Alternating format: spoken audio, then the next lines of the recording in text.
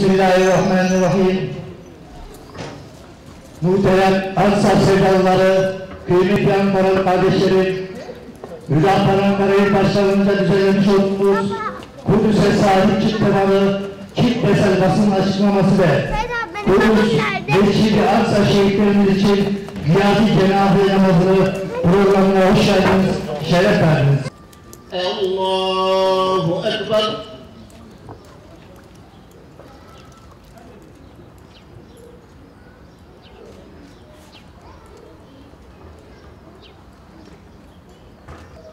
Allahu Ekber.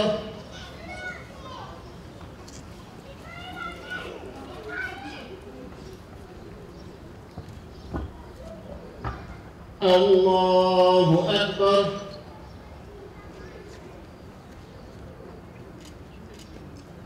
Allahu Ekber. Esselamu Aleyküm ve Rahmetullah.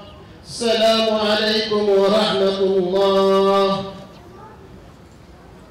Bütün İslam şehitleri için, bütün İslam davasının şehitleri için, gıyaben burada cenazelerini kıldığımız hasreten Filistinli kardeşlerimizin ruhları için El Fatiha.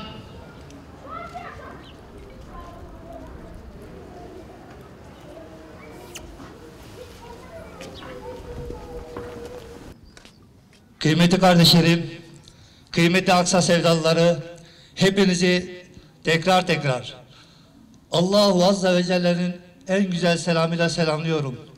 Programımıza katılım ve teşriflerinizden dolayı hepinize şükranlarımızı sunuyoruz. Hoş geldiniz, şeref verdiniz. Evvela bizleri böyle bir alanda, böyle bir meydanda aynı duygularla bir araya getirmeyi nasip eden Cenab-ı Hakk'a sonsuz hamdü senalar olsun. Gün geçmiyor ki Filistin'de kardeşlerimizin uğradığı zulüm haberleri gelmesin. Gün geçmiyor ki çocuk, kadın, yaşlı, savunmasız insanların, Müslümanların, müminlerin şehadet haberleri gelmesin. Gün geçmiyor ki Siyonist işgalci çetelerin pervasızca, barbarca, vahşice saldırılar haberleri gelmesin. Ey mazlumların, mağdurların Rabbi, ey parçalanmış bebelerin, bomba yağmuru altında kalanların, evlerinin enkazında kalanların Rabbi, ey senden başka sığınağı olmayanların Rabbi, ey mazlum coğrafyanın Rabbi, bizler asgari vazifemizi yerine getirmek için buradan zulmü zalimin suratına haykırmak için mazlum kardeşlerimizin yanında olduğumuzu haykırmak için senin rızan için buradayız. Belki şu an konuşmaktan başka elimizden bir şey gelmiyor. Cami çıkışında gıyabi cenaze namazı kılmaktan başka elimizden belki bir şey gelmiyor. Ama gücümüz yettiğince zulmü zalimin suratına haykırmak için buradayız. Bunun için şu an buraya gelen sivil toplum kuruluşundan kardeşlerimizin, diğer STK'lardan, İslami Kudüs duyarlılığı olan kardeşlerimizden sen razı ol Rabbim. Bizim için Mekke neyse, Medine neyse, Kudüs de odur. Allahu Ekber. Allahu Ekber. Bizim için Mescid-i Haram neyse, Mescid-i Nebevi neyse, Mescid-i Aksa'da odur. Ey Rabbim, sen bu amelimizi kabul eyle. Buradan ayrıca seslenmek istiyoruz. Zillet içerisinde kınamaktan başka hiçbir şey yapmayan uluslararası kuruluşlara, İslam İşbirliği Teşkilatı'na yeniden sesleniyoruz. Görevinizi yerinize getirin. Ey İslam İşbirliği Teşkilatı, sizler oturduğunuz yerden sadece tepki veriyorsunuz. Siz ne için kuruldunuz? Siz Filistin için, Aksa için, Mescid-i Aksa için kurulmadınız mı? Kıymetli kardeşlerim, tekrardan Kudüs şuuruyla, Kudüs bilinciyle hareket etmeye devam edeceğiz. Zalimler zulmüne devam ettikçe bizler de haykırmaya, gücümüz yettiğince tepkimizi ortaya koymaya devam edeceğiz. Tekrardan hoş geldiniz diyorum. Katil İsrail Filistin'den defol! Katil İsrail Filistin'den defol! Katil İsrail Filistin'den defol! İslam beldeleri liderlerinin politik açıklamaları ve diplomasi çabaları zaman kaybından başka bir şey değildir. Başta ülkemizin liderleri ve İslam coğrafyasının liderleri olmak üzere bütün İslam yöneticilerinin tek bir söylemde birleştiğini görüyoruz. İsrail teröristtir. Doğrudur. Elhak doğrudur. Ancak terörist olan bir çetenin diplomasi olarak muhatap alınması ne kadar doğrudur? Biz de bunu siz kıymetli kamuoyunu vicdanla bırakıyoruz. Kudüs'e selam, direnişe devam. Kudüs'e selam, direnişe devam. Bugün Siyonist terör çetesinin Müslümanların sadece onurunu ve izzetini çiğnemesine, şehirleri harap, bedenleri parçalamasına, katliamlarını gizlemek için basın merkezlerini vuracak kadar gözü dönmesine kahrolmuyoruz. Bugün sadece parça parça olan bebeklerimize, evleri başlarına yıkılan, Allah'tan başka sığınağı olmayan kardeşlerimize, bacılarımıza kahrolmuyoruz. Bugün aynı şekilde koskoca İslam aleminin yapılan bu zulmü hiçbir şey olmamış gibi seyretmesine de kahroluyoruz. Artık kelimelerin, kınamaların ötesine geçmemiz gereken noktadayız.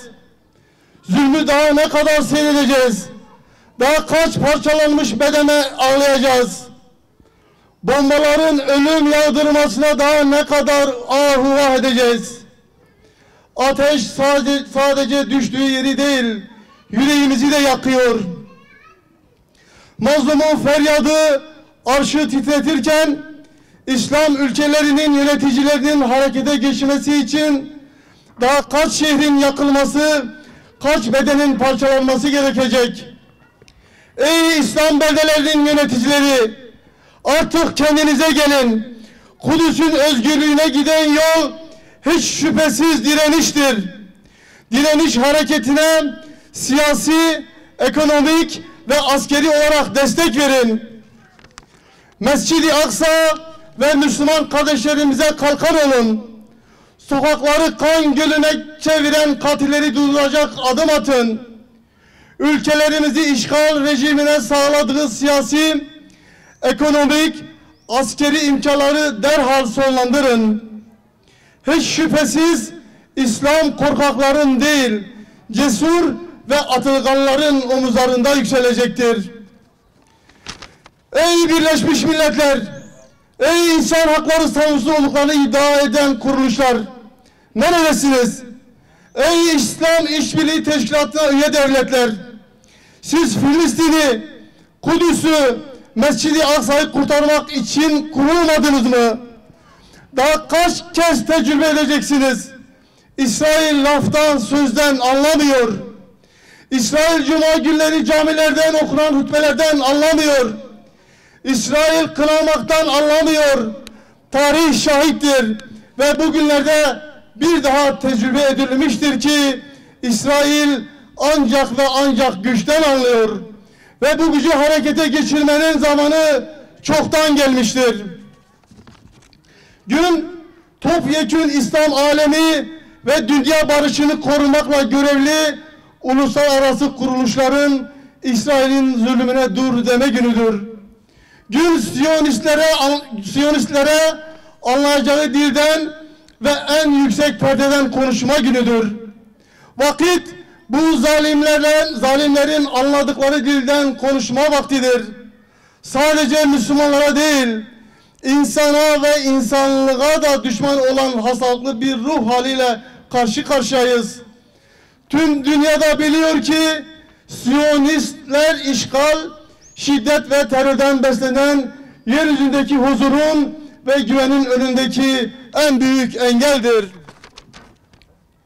Kudüs, ırkçı Siyonist işgalden kurtulup huzur ve güvenlik yurdu haline gelmedikçe İslam ülkelerinin, İslam aleminin ve dünyanın huzur bulması mümkün değildir.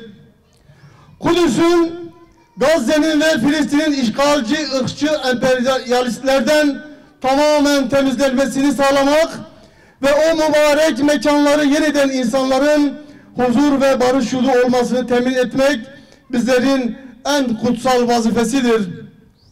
Kudüs, İslam coğrafyasının ayrılmaz bir parçasıdır. Peygamberlerin harem-i şerefidir. İzzet ve onurumuzdur. Kudüs demek Mekke demektir. Medine demektir. Kudüs demek Şam, Bağdat, Kahire demektir. Kudüs demek Meşhed, Kum, Tahran demektir. Kudüs demek Diyarbakır, Ankara ve İstanbul demektir. Biz biliyoruz ve inanıyoruz ki Kudüs'e sahip çıkmak İstanbul'a, Bağdat'a, Şam'a, Tahran'a, Beyrut'a, Kahire'ye ve Mekke'ye sahip çıkmaktır. Kudüs davası sadece Filistinlerin veya sadece Arapların davası değil, bütün Müslümanların davasıdır. Mescid-i Aksa'yı savunmak sadece Filistinlerin değil, bütün ümmetin görevidir. Bu nedenle Aksa'yı en ön cephede savunan müminler asla yalnız ve yardımsız bırakılmamalıdır. İslam toplumunun faaliyet gösteren bütün teşkilatlarını, insanlık onurunu korumayı görev sayan tüm sivil toplum kuruluşlarını, Kudüs'ün barış yurdu olmasının temini için bir araya gelerek en güçlü tepkileri ortaya koymaya çağırıyoruz. İslam ülkelerinden ordularını Kudüs şuuruyla teyakkuza geçirmeye, İsrail'e karşı somut adımlar atmaya davet ediyoruz. Nasıl ki Azerbaycan'a Karadağ'a askeri destek sağladıysa, Filistin için de aynı destek sağlanmalıdır diyoruz.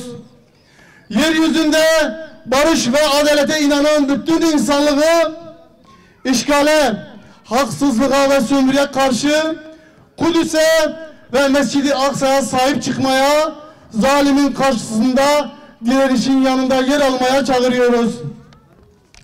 Unutmayalım ki mazlumlar ayağa kalkmadan zalimler asla diz çökmez. Evet, artık söz değil, harekete geçme vaktidir.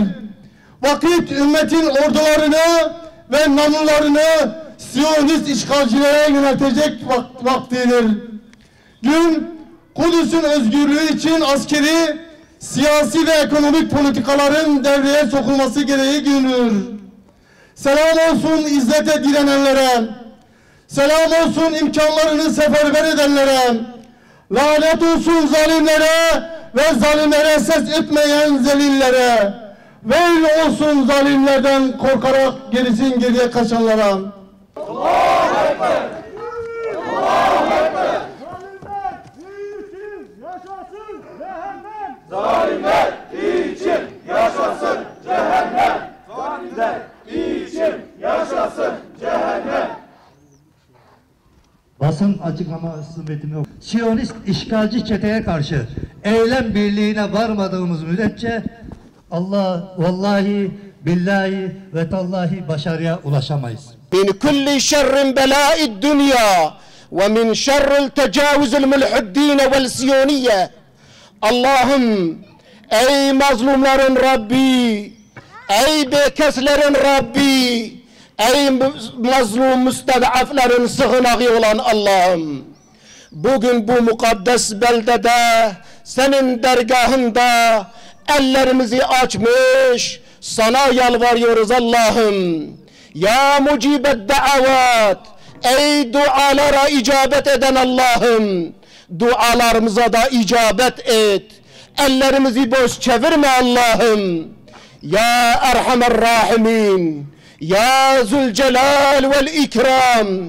Kardeşlerimiz bugün Kudüs'te, dünyanın değişik bölgelerinde senin rızan için, senin dinin için mukaddesatlarımızı muhafaza etmek için canlarını, başlarını, hayatlarını, evlad-ı iyallerinden fedakarlık edip o kutsal nöbeti devr almış bulunmaktadırlar.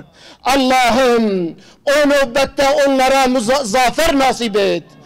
Müslümanlara yapılan zulümle çocuklara, bebelere mezar olmaktadır.